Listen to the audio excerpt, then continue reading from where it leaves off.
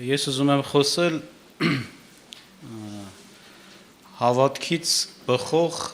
փառաբանության մասին, գովաբանության մասին, իհարկե Աստծուն։ Ընդհանրապես մենք մի բան ենք նկատում, որ Աստծո մարդիկ ոչ թե որպես ձև, այլ ինքնըստինքյան, ասենք, փառաբանող, գովաբանող, մեծարող են Աստծուն։ Ինչից է դա գալիս։ Գալիս է բնականաբար սրանից, որ ոչ թե ինչ-որ դրված ձև է, նրանք պահպանում են և այդպես են վերաբերվում Աստծուն, օրինակ աղոթքի մեջ, իրենց խոսքի մեջ փառք են տալիս Աստծուն, գովում են Աստծուն, այլ դա գալիս է հավատքից։ Նրանք հավատում են, Աստծո մարդը հավատում է, որ Աստված իր խոսքի ետևում կանգնած է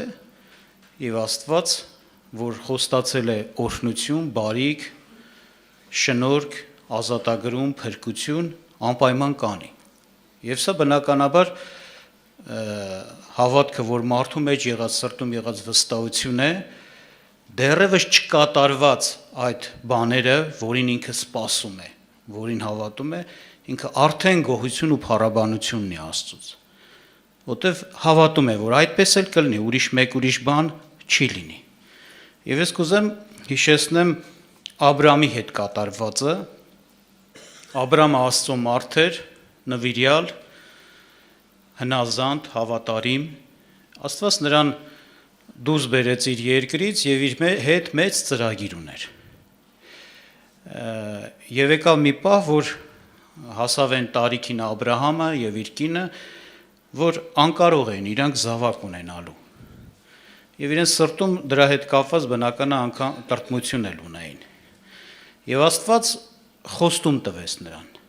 խոստացավ, խոսեց նրա զավակ ունենալու մասին, որ կունենա և կլինի դա, ընդ որում միայն չասեց մեկ զավակ կունենաս, ասեց շատ ազգերի հայր կկոչվես, այսինքն քեզանից կծնվեն զավակներ, որոնցից էլ կստեղծվեն մեծամեծ ազգեր։ Ու իրականությունը, որ տեսնում ենք, այսօր երկրի վրա բազմաթիվ ազգեր կան, որ հենց Աբրահամի սերունդ են, այսինքն դրանք Աբրահամի զավակներից են, որ աճե բազմացել են և ազգ են դառել, պետություն են դառել։ Դուք գիտեք, օրինակի համար Աբրահամի սերունդ է Իսահակը, չէ, որոնցից օրինակ մարմնի կողմանից Իսրայելն է, հրեաներն են եղել։ Աբրահամի սերունդ է Իսմայելը, Հագարից որ ծնվեց, չէ, այսօր օրինակ արաբական ամբողջ աշխարհը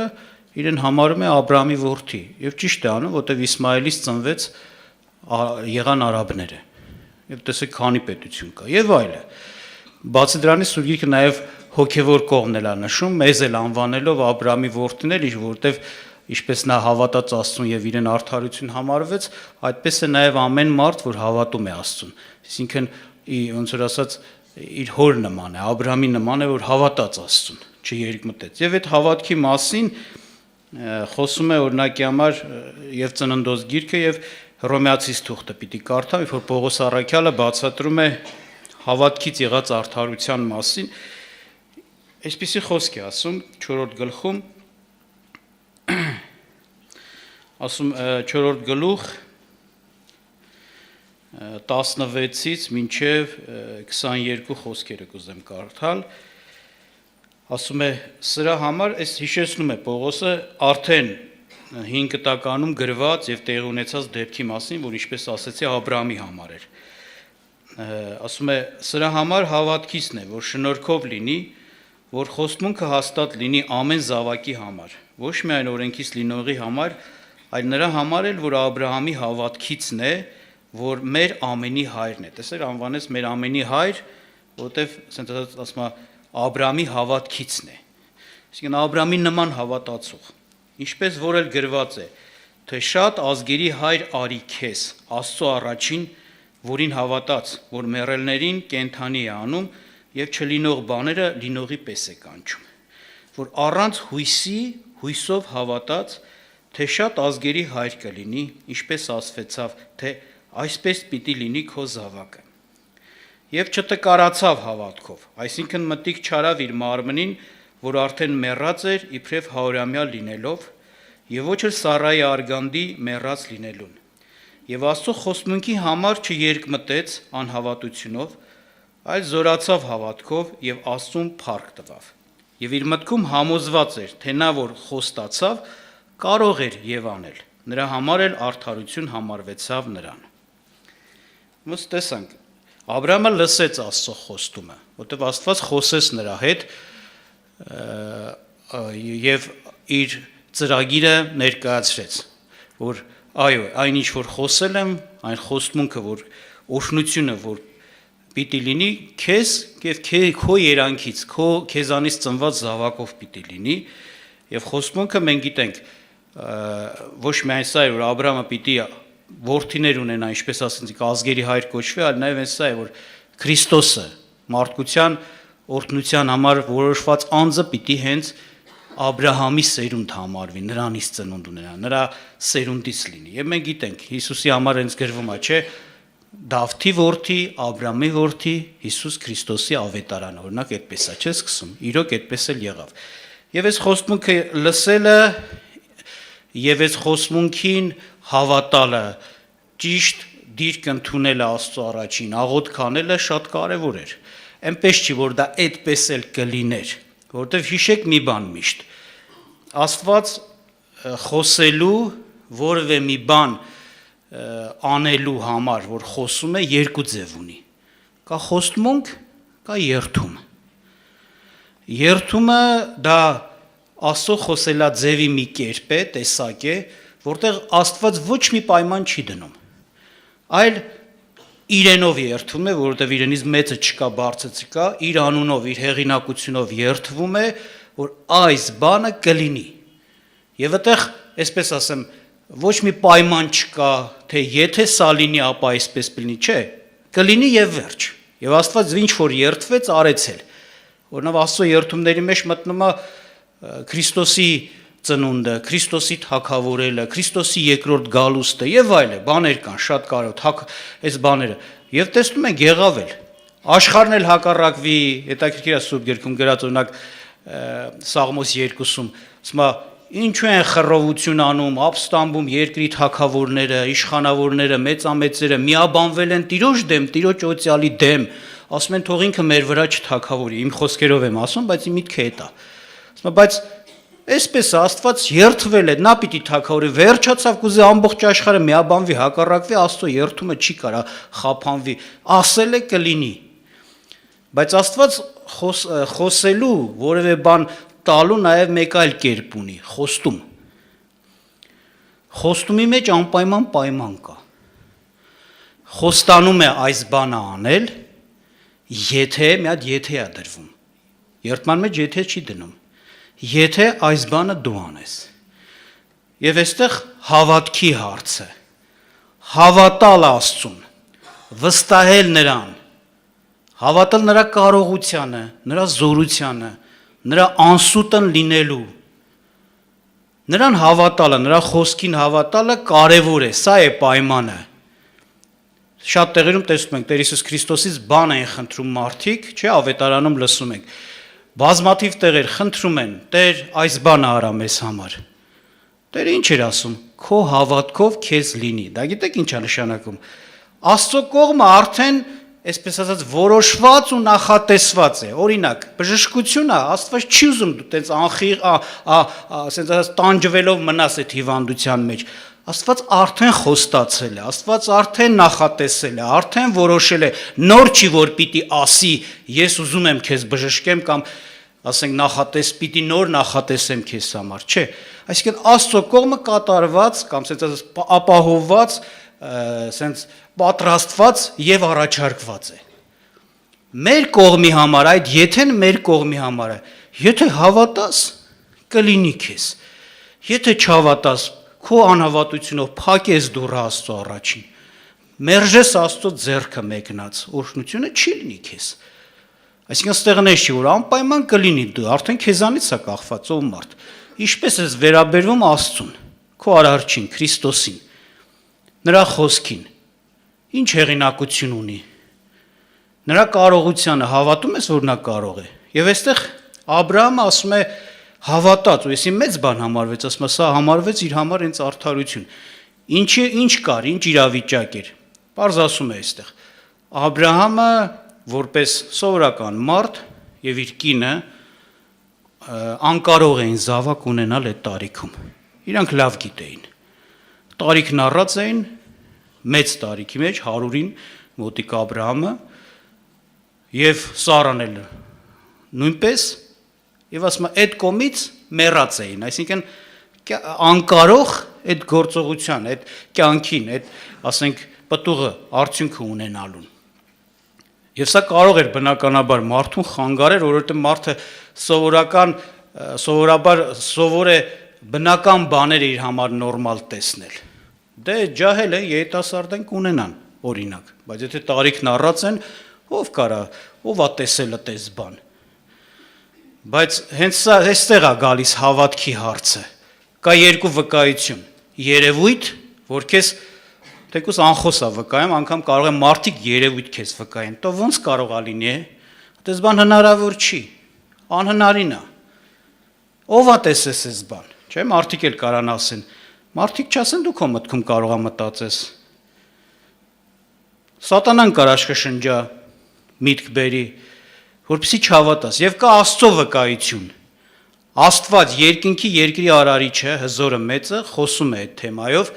եւ բարի խոսք է խոսում։ Կլինի, Աբրահամին ասեց, զավակ ես ունենալու, ոչ թե մենակ զավակ, այլ ազգերի հայր ես կոչվելու։ Եվ այս երկու վկայությունը Աբրահամը ուներ, ընտրողը ինքն էր, որ վկայության վրա կհենվեր, կհաստատվեր, իր միտքը կամրապնդեր, որով կընդուներ, որ Աստվածը Աստծո ասածնա ճիշտ է, այդ այսպես ասած այդ մյուս բնական վկայությունը, այսպես կոչված, ոչ թե գերբնական։ Բնականաբար հավատքի համար, ժողովուրդ ջան, ճանաչողություն է պետք։ Լսեք Աբրահամը ինչի համար, ինչ պատճառով հավատաց Աստծուն, այդ հավատալը այտենց անկախ քեզանից չի։ Եթե օրինակի համար մեկը մի բան է ասում, օրինակի համար, շատ հաճախ այդ մարդուն ճանաչելով ես մտածում, ճիշտ ասում, թե չէ։ Օրինակ մարդիկ կան, ես ասեմ, որ խոսում են շատ բաներ ես չեմ հավատում։ Գիտեք խի, որտեվ տեսել եմ, իրանք օրինակ այնց հավեսով են խոսում, այնպես կոպիտ ասած, ճակերտար, ճոխացնում են, էլի։ Մի բան այնպես խոսան ճոխ, բայց հետո կպարզվի դա այդքան էլ ճոխ չէ, լավ։ Ես արդեն չեմ հավատում իրանց։ Կասկածում եմ իրանց խոսքի վրա, չեմ հենվում իրանց խոսքի վրա, բայց մարդիկ էլ կա տեսել եմ հավատարիմ վկաներ են, ճշմարիտ վկաներ են, այսինքն իրանք չեն ավելացնում, չեն պակասեցնում, չեն ուռացնում, ճոխացնում, չեն էլ քչացնում։ Արդեն ես հավատում եմ այդ մարդկանց։ Այսպես։ Նմանապես Աստծուն ճանաչել է պետք։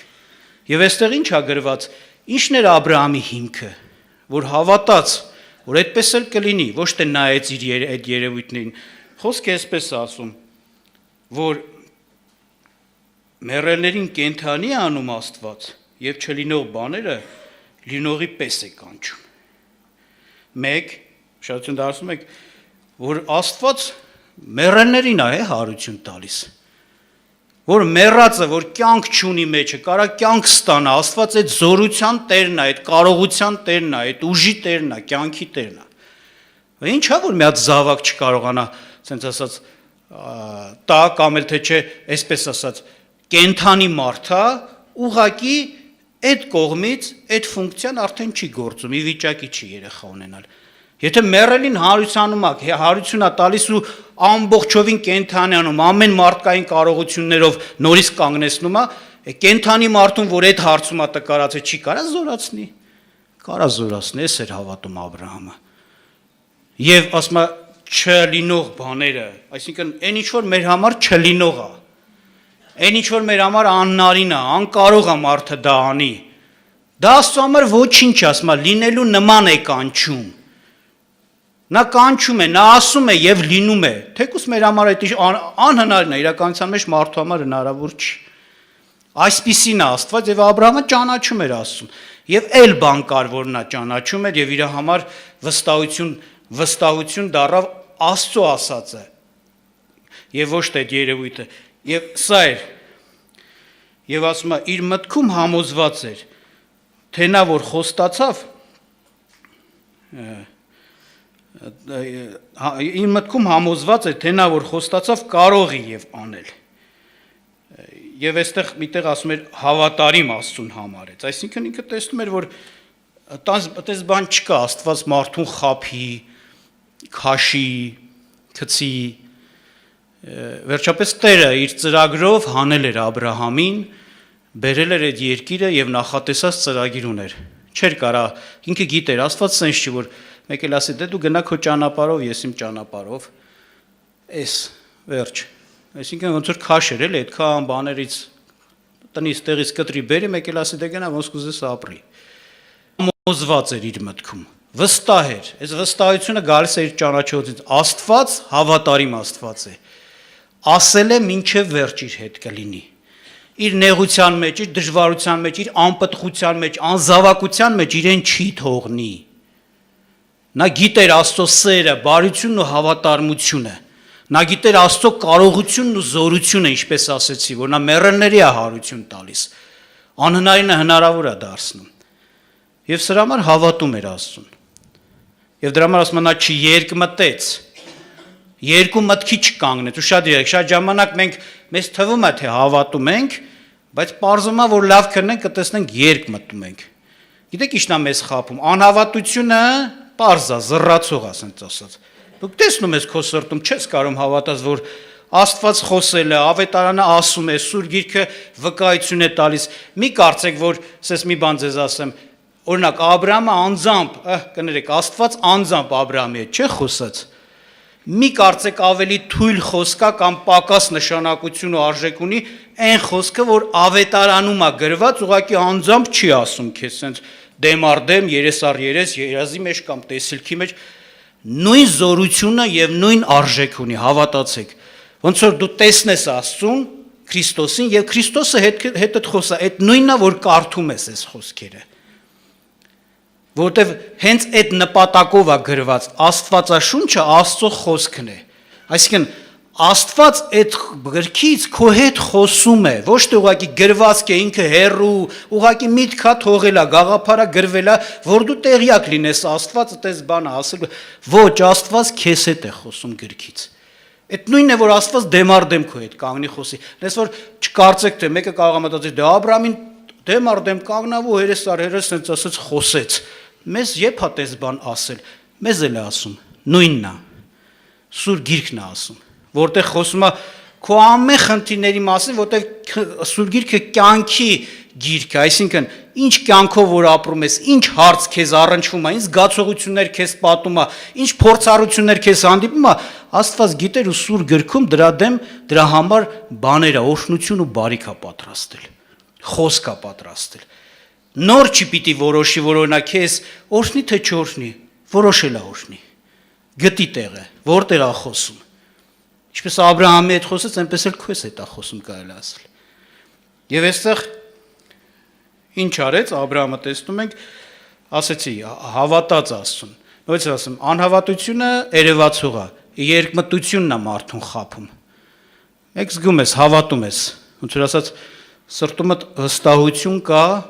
պինդես, Տերը կպայի, Տերը կբուժի, Տերը կանի։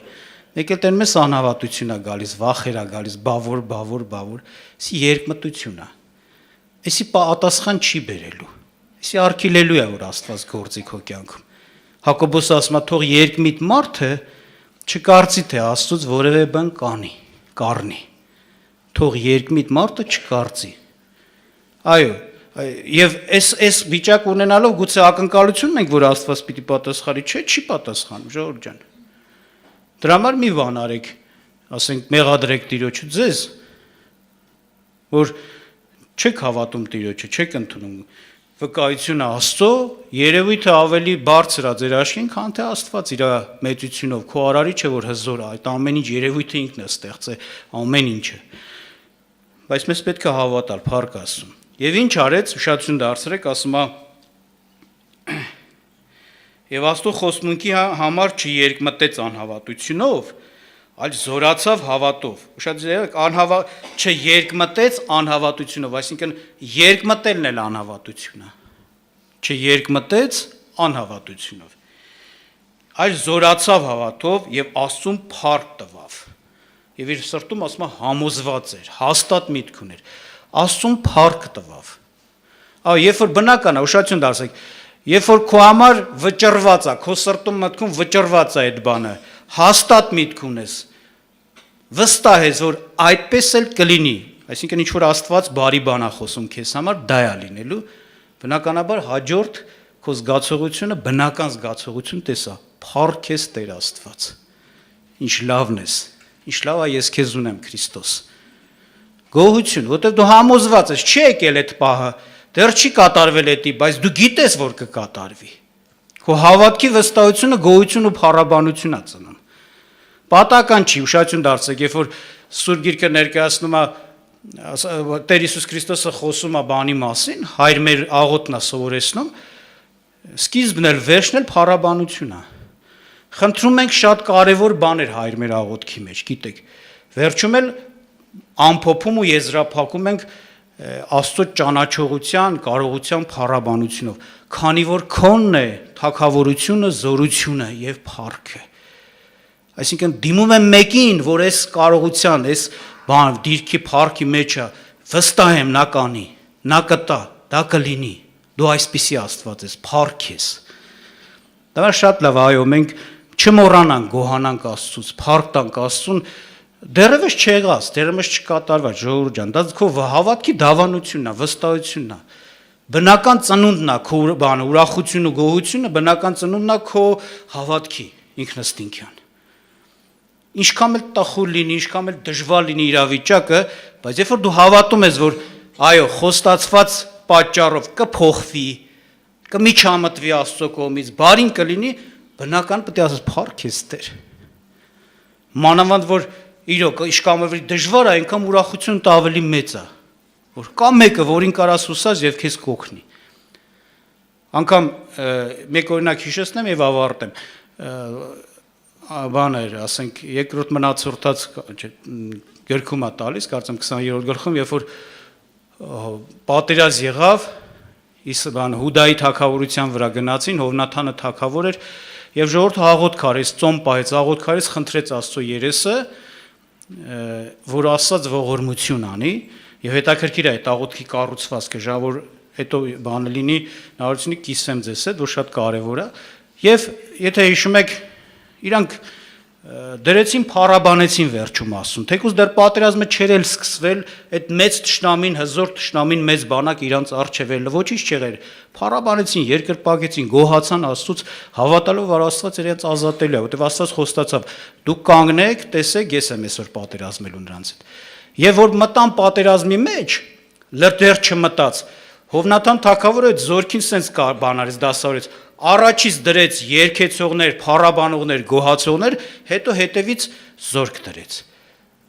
Եվ երբ որ ասում է իրանք սկսեցին այդ գոհացող փառաբանողները փառաբանել Աստծուն, դա ոչ թե ձև է, դա հավատքից բխած բանանք, հավատում են որ Աստված այսօր հաղթություն է տալու, այն էլ ինչ տեսակ հաղթություն, մենք չենք մասնակցելու այդ պատերազմին անձամբ, Աստված ինքն է նրանց ջարդելու կոտրել։ Երբ որ Աստված ասեց, երբ որ նրանք սկսեցին փառաբանել, գովել, ուրախանալ Աստծո, որ այսպիսին է եւ այսօր այս բանն է լինելու,